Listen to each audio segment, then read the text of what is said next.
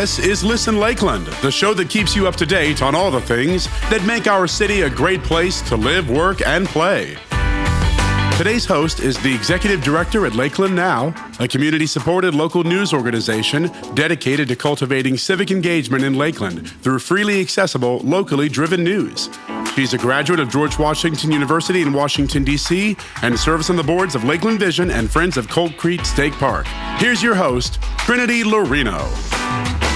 Welcome to the good life. Thank you so much for joining us today. I'm Trinity Laurino, and it's great to be hosting this month's episode of Listen Lakeland. This show is an extension of Lakeland Vision. For over 2 decades, Lakeland Vision has been the voice for citizens of Lakeland, working with community stakeholders to create a bright future for our city. And today on Listen Lakeland, I am very thrilled to say that my guest is the current Supervisor of Elections, elected just last year in 2024, Supervisor Melony Bell. Welcome to Listen Lakeland. Thank you. It's an honor for me to be here. So one of the reasons we asked you to be on the show is of the focus areas of Lakeland Vision. One of them is strong and safe neighborhoods. And I think for a lot of people, it's probably not a direct line from like civic engagement to strong and safe neighborhoods. But as I was doing the research into your background, and I'm not starting off with like the full bio because I think it's going to unfold and unravel and unveil itself, but you spent over 14 years on the Fort Meade City Commission, and most of that was actually as mayor of Fort Meade. But one of the things that I saw in your background was that the thing that initially inspired you to run for that office was an opposition to a private prison being built right next to a school. And so that to me spoke to kind of exactly the role that civic engagement can play in creating strong and safe neighborhoods. So I'm just wondering, can you tell us a little bit about that time? Sure. That's how I got my start, actually, as a public servant. I was working as an auditor for Department of Highway Safety and Motor Vehicles. My husband and I own a bee business, and so I was helping him with the bookkeeping, and I was raising 2 little girls at the time. And my mother called me out of the blue and said, "Have you been reading in the local paper that the city of Fort Meade is wanting to bring a private prison here, and it's going to be next to our middle school?" And it was a company out of New York. And I said, "Yeah, I've been reading a little bit about it, but I don't think there's anything we can do." Now, as I said, that was my role. I was a mom raising daughters, and I was teaching Sunday school in the Junior Women's Club. I was not a public spokesperson. I was not engaged whatsoever, other than doing some things in our city, charitable deals. And so I went to a commission meeting one night, and there were so many people there, they moved it to the Civic Center. And so I got up with my piece of paper and started asking questions about this private prison company that was out of New York, and they really couldn't answer my questions. So after the meeting, all these people that were in opposition came to me and said, "Would you help us, fight this prison?" And I said, "Absolutely." So we, during that time, it was the late 90s, about internet was rolling around about that time. And so I got involved trying to do some research. This company was from upstate New York. They had taken some city commissioners and some planning and zoning board members to this town to show how wonderful the prison was going to be. Never took them to the town, took them to a country club and wine and dined them. And so that put fuel in my belly to get involved. So the next day, I went down and registered at the Supervisor of Elections as a political activist group. We were CAPS, Citizens Against Prisons, and we fought City Hall for a year and a half, and they allowed us to do a straw ballot. And to tell you how crooked things were, it was vote yes if you don't want a prison, vote no if you do. And so we had to educate the citizens of how they needed to vote if they were in favor or against the prison. So that was my first little bite as being involved in the community civic engagement, because I didn't know how city commissioners ran. I never went to a commission meeting until up to that night. So I think that also speaks to the importance of actually going and attending and seeing your local government kind of like live and in action sometimes. Absolutely. If you have the ability to. Yes. And I, in my career, I've served as commissioner, Fort Meade commissioner, then ran for Polk County commissioner, then went to the House of Representatives. Yes. I would take local government over any of it because that's where the rubber meets the road. That's where you're closer, the government's closer to the people here in our area, in our neighborhoods and all, where we're able to make things happen where they can see, development happening, good things happening in the community. And so I wanted to ask a little bit about that time in Tallahassee. So what year did you? It was 2018, right? 2018, yes. Was your first. So you left the county commission a few weeks early, if I remember correctly. I did. You did your homework. Yes, I left out a month early so that I could run for the state house. I really needed to get out and campaign, so I left the county commission a month earlier than what I would have turned out, and ran campaign and won. And I went to Tallahassee in 2018 and served for 6 years there. So what do you feel like were the things, I'm going to ask a two-part question here. What were the things that you actually got done that surprised you that you got done in Tallahassee? There was a couple of things. I'm very home rule. Home rule is where I believe that cities and counties should be making decisions on their own without Tallahassee telling us what to do. So serving in local government as city and county and then going to Tallahassee was such an eye-opener for me because they're very anti-home rule there. They want to make decisions and I can see a lot of things, good things that come out of there, but then not so good things. So that surprised me. I've always felt like, vacation rentals should be, if you're going to have something, it should be your local government. It shouldn't be going to Department of Business in Tallahassee. If my neighbor wanted to open up their house as a local vacation owner type deal and there have people coming in there partying every week or pedophiles, things like that, that I couldn't pick up and call my local city commissioner or local police department, I would have to call Tallahassee. So, they're always pushing for that. It's never passed, but it's always a bill that's being run. But things I got done in Tallahassee, I'm very proud of. My daughter's a type 1 diabetic, so we did a lot of things on the diabetic spectrum of, the monitoring, offering that to Medicaid patients, did insulin, worked on trying to get insulin's never changed this equation of the ingredients since 1938, but yet insulin keeps going up. She could buy it for $220 here in the States, buy it in Canada for $30. So that tells you So worked on that. Worked on a beekeeper's license plate, got that passed. The money from a license plate will go for bee research. So, that's near and dear to my heart. One major thing that I got for appropriations that I brought back was Biztown Finance Park. We over in Pine Ellis and Hillsborough County, they call it Enterprise Village. My oldest daughter and my youngest daughter was attending Union Academy in the late 90s, and so they were able to go to Pine Ellis County to attend Biztown.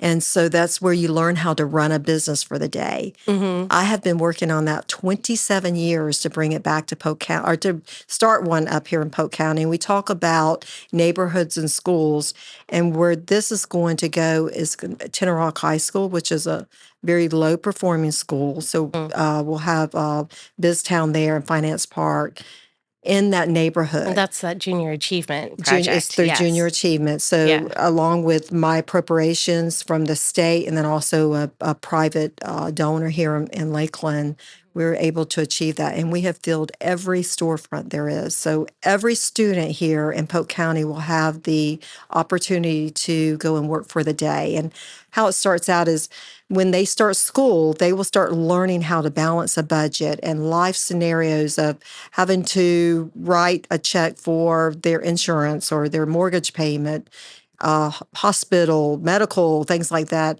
So they're going to be given scenarios of up to that day. Say they start school in August and they're going to go to Biztown in January.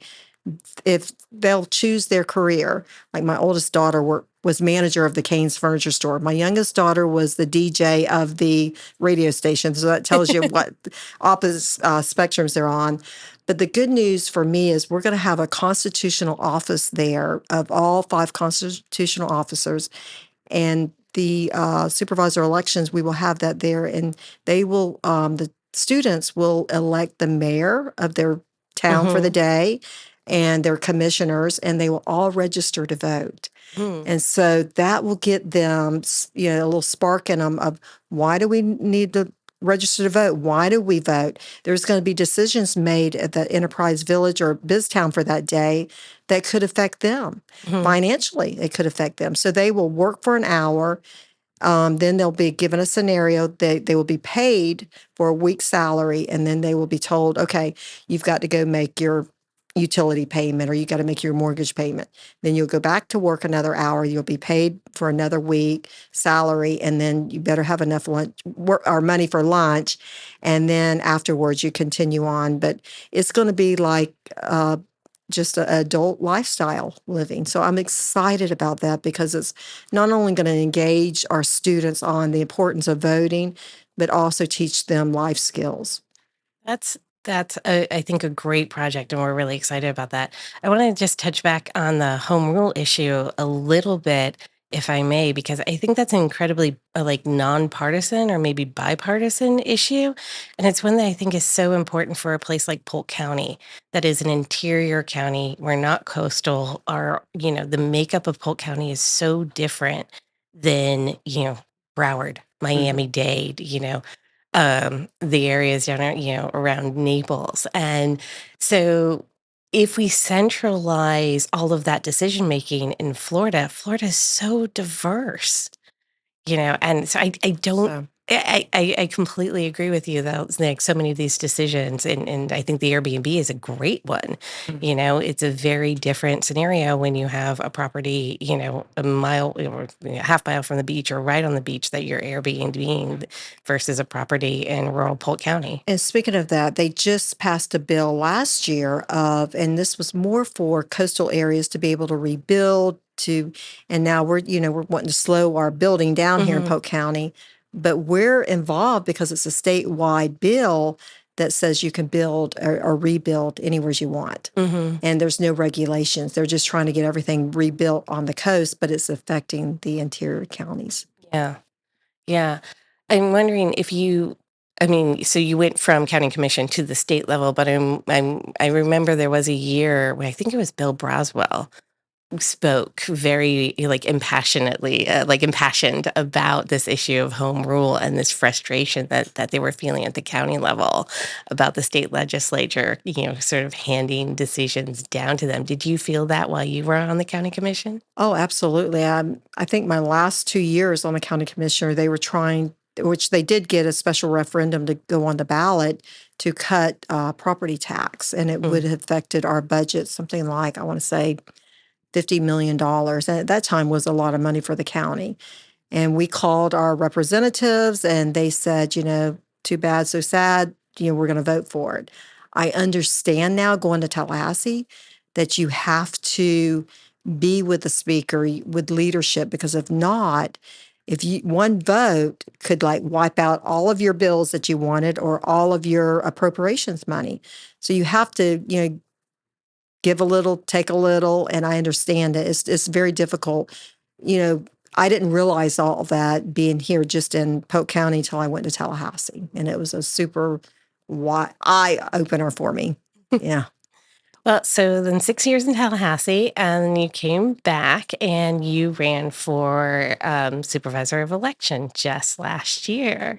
So what made you want to take on that role? Well, as I was telling you earlier, I become back in the 90s, I registered with the Supervisor of Elections office. We were a PAC. And so my interest has always been sparked with elections and why is there empathy of people that don't want to vote, the people that do go to vote. We have very low turnout. I think there's just a disconnect a lot between a candidate and the public. Getting your story out there. Why are you running? What difference do you want to make in your community? We just went through an election in Fort Meade. And there was no forums. There was no, it was just Facebook. And if you're going to read everything on social media and believe it, I think it just needs to be a face-to-face meeting with the public and the candidate to see if that's your candidate. What do you like about that person? Uh, what are the positives and negatives of if they do get elected, what are they going to do for your community? Yeah, I think this is a great moment. After the city elections here in Lakeland, I talked to a couple of voters as they were coming out to ask them why they decided it was so important for them to vote. So we can hear from a few of them right now. I've been in Lakeland for 30 years. Well, I think it's so important that everybody comes out and votes, because just the way we're living now, if more people were out voters, things might be a little different. I could say who, but I do think as a woman, we may need some more women, in elected offices. I think everybody should have their opinion and voice on what matters in the city. Everybody lives here, their families grow up here, their kids grow up here, so I think it's, important that we come out and express our feelings and vote. I like Mayor Mutz a lot. Unfortunately, he's stepping down, so I'm excited for the next candidate. Brought me vote. Civic duty. Yeah, we are a military family, so we strongly believe in our civic duty and the freedoms, or we're grateful for the freedoms we have and those who serve for them. And voting is an honor and a privilege, and we are grateful to be able to do it. Some of the things that resonated with me is we have a religious background, so I like to see things, interaction with religious purposes and those kind of natures. We're not super familiar with I'm not super familiar with a lot of the city issues. So I think it was actually helpful for me to research them and kind of see what some of the issues are and what some of the things that are important to others. And so that was helpful. You've just the research of getting familiar with it. It's an obligation and something I'm proud to do.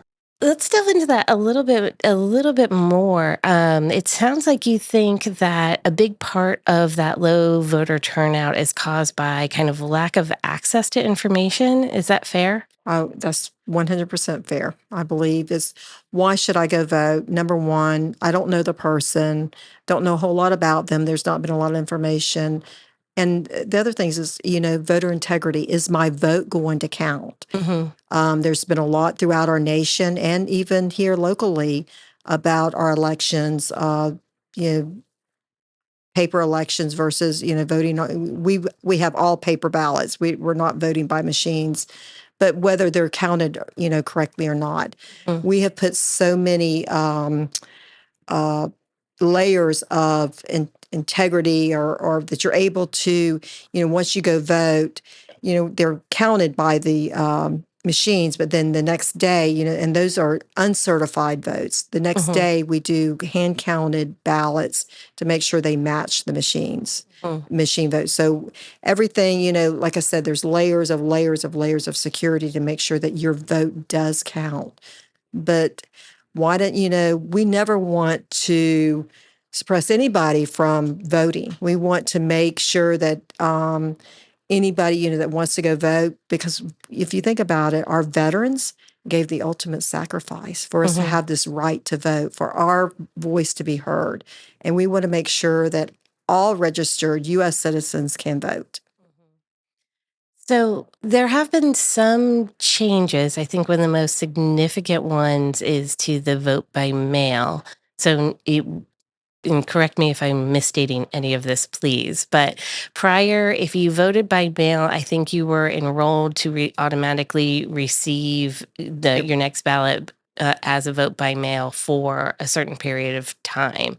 And now you have to re-request it. After each general election, you have to request it. And to give you some history, before the law was passed, the bill 2 years ago, there were 175,000 vote by mail ballots that were sent out without people requesting it. This year, we tried to educate the public, do a lot of PSAs, put the word out there that you had to request your ballot by mail if you wanted to vote in the municipal elections. but we only had 75,000 this year. Mm. So that, and they stopped that because they called it ballot harvesting, where a family would say, okay, we have 30 people live in our home and we're going to bring 30 ballots, and we no longer allow that. You have to request it. Another thing we're doing is cleaning out the voter rolls. We have, we get notices from the state of Florida Vital Statistics and other, or if you moved, we're cleaning those out. Mhm. And so we're about 430,000 voters here in Polk County. So what would you say to the person that is skeptical about the security of and the integrity of our voting our Well, elect? Well, yeah, You know what I'm trying? Sorry. electoral system. Thank you. Yes, yeah, I know what you're Words. saying. I would say, it's if they've never trusted the system, I get it. Come to our office. We all, we'll give you a tour. Mm. Contact our office. We'll give you a tour, and we'll show you the security measures that we've put in place that your vote will count. Also, if you do a mail-in ballot, you're able to, once you mail it in, you're given a number, and you're able to follow your ballot online. We've just redone our website, so it's a lot user-friendly that you're able to watch all of that. Another thing is, on our website, we list all of the candidates. We list, their contributions. So you're able to go on there and say, okay, all these people gave to this one candidate. Maybe they're good. They would be a good candidate, Mm-hmm. one way or the other. I stood last time I voted. I'll tell a little story here. Last time I voted, and I always vote early because working in news, election day is a busy day. So I always try to go and vote early. And when I was behind another lady in line, and you have to give them your ID and sign and do all of the things. And I think, and perhaps this has happened in the past, and I just sort of noticed it this year. They asked for an email address or a phone number, and the woman in front of me did not like that. I don't know exactly what her concerns were, but to her it seemed to feel like an invasion of privacy to ask, for an email address or a phone number, and so she declined to give it, which I think they were fine with at the time. But I just thought that was sort of an interesting moment. Can you give any insight into why the email address or the phone number would be? Maybe they think we're able to look at the ballot, but we have no idea how you vote. I mean, it's just a number assigned to you, and those numbers are in the system, but I would never see those numbers assigned to you, so maybe that's it. But if you do give your email address or your phone number, it's called Text My Gov. We're able to text you to remind you that voting is tomorrow to try to get more people out. And another thing is, if a polling place goes down, say you vote at a church and they've had a flood the night before, then we may want to send you to another place. So we're able to email you or text you. But something new that our office has come out with, and we're the only one in the state that has it so far, is a mobile voting unit. And I don't know if you saw it in the Lakeland Parade. Actually, we've got it everywhere where we're pulling it, and we're pulling it up to events and registering people to vote. But it's connected with Wi-Fi, air condition. So if a polling place does go down, we're able to pull up our mobile voting unit so that people can vote. And we're not sending them to another location. That's really interesting.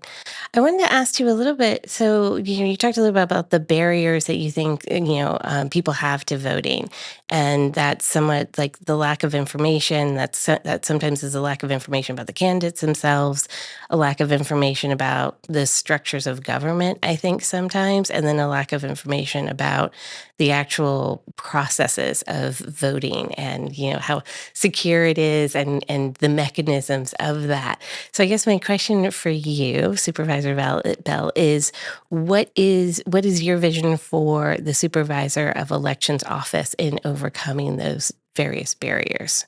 Where do you think you can move the needle? That's a great question. I think the number one is education. I've always said, we get education right, we would get the world right. So how do we do that? How do we educate the public of the importance of voting, when voting day is and all, and how do we get that message out? This past year, I have done trying to think out of the box, doing all types of social media, radio, texting. We've tried to, we've been in the high schools pre-registering voters for when they turn 18. But we've also are starting a program with the Polk County School Board with I Voted stickers. So we're having a contest in elementary, middle, and high school of the students going to design their own I Voted stickers. And then there will be, like I said, a contest, and whoever wins will be get to go to a school board meeting and be given, a prize or whatever. But so not only are they doing that and to getting them excited, but they're going to take that sticker home and show their parents that, look, Mom and Dad, I designed this sticker. So that may get them saying, hey, I think I need to go vote. But, the nation is having problems with getting people to vote. I believe the Lakeland, trying to think, I think y'all just had 12% voter turnout. It wasn't very high. It was actually, we reported it was 19 because I think Winter Haven was 12. Yeah. Okay. If you look at it, I mean, so the stats that are reported on the SOE, it's a little hard to determine because you're looking, kind of countywide. But if you go down to the number of registered voters in Lakeland's precincts, the ones that would have been eligible to vote that day, we actually had 19%, which was a little lower than our last And if you think two about mayorals. it, 19% of your registered voters here in the city decided who would be your next mayor or your next city commissioner. Yeah. And what is that actually? It comes out to like, what, 12,000? I don't remember Yes, those numbers off the top of my head. That's what I was thinking, 12%, but it's 12,000. It's about which is very 12,000 sad. people. And so I want to say there's, from the numbers I remember, I think we have a little over 60,000 registered voters, but we have over 100,000 people living in the city. Now, some of those are going to be under 18, so they can't vote yet. But it still means that, that 12,000 people are making decisions for, 10 times that number. And so that's something, I'll put my Lakeland Now hat on for a second here. That is something that we are actually really engaged in trying to solve, and why we spend a lot of time doing our voter guide just to try to make it easy for people to access that information. So, we definitely agree on that level. And then it's so interesting, like this direct, like you said, local government is a place where you can have that like most direct impact, where you can actually see the workings of it, and so it does have a profound impact on that strong and safe neighborhoods. If anyone's going to advocate for your neighborhood to get, funding for its local parks, whether that's for more playgrounds or lighting structure, that's going to be your city commissioner. Absolutely. One of the other things I thought was really interesting, or at least like kind of illuminating, is at least here in Lakeland, there was a frustration for the people who live in unincorporated Lakeland. They have a Lakeland address. And so they feel like they are Lakelanders, but they're technically outside of the city borders. And so they're not actually receiving the city services, and they're not actually paying city taxes as well. But, I think for some of them, it was actually a surprise to find out that they actually aren't technically city of Lakeland. And we had a lot of that, just not only in Lakeland, but other cities. The people that lived in unincorporated felt like they lived in the city and that they wanted to vote. And so those people showed up to vote, which was surprisingly, and they were determined, like, hey, I live in the city, but we'd say, who picks up your garbage? Well, the county does. You don't live in the city. But I was excited that they even wanted to go vote. And here we had people that live in the city that didn't go vote. Yeah. Yeah. So I think that that's an interesting sort of like conundrum to solve. And then the other one that we saw a lot of is at least in Lakeland, city elections are nonpartisan, which means you don't run under a party banner, regardless of how you might be registered. You're not actually running, party banners don't tend to have city level platforms, So it was a little frustrating because, and I know it's frustrating for some of the candidates for that to be the thing that people focused on when they're like, that's not what these races are about. And I'm just curious if you have any thoughts on that, like localized elections as nonpartisan. It's nonpartisan, but we did see both parties get involved, especially in the Lakeland election this last time. The Democratic Party and the Republican Party were sending mailers out to remind people to go vote and go vote for a candidate, even though it was nonpartisan. So it was surprisingly to see the parties get involved. I think that is, we did an article on like why are city elections nonpartisan, and I think that was sort of the counter argument to it is that even if they're not running under an official platform, there's nothing stopping the parties for advocating for certain, for certain candidates that they prefer. So that's another sort of interesting one, and I think all we can do is try to educate people on like this is why this exists the way it does now. And if you don't like it and you want to change it, then that's going to require you becoming involved in that Very system. agreeable. If you don't vote, you don't have a voice. Exactly. Well, we are just about at time, so I think that is a wonderful place to leave that at. Thank you so much, Supervisor Bell, for making time. We're recording this in the days before Christmas, which I know is a very, very busy time for everybody right now. So thank you so much for coming out and making time. And thank you for tuning in to Listen Lakeland. Your feedback is valued, and we encourage you to head over to www.lakelandvision.org to participate in our monthly survey related to today's show topic.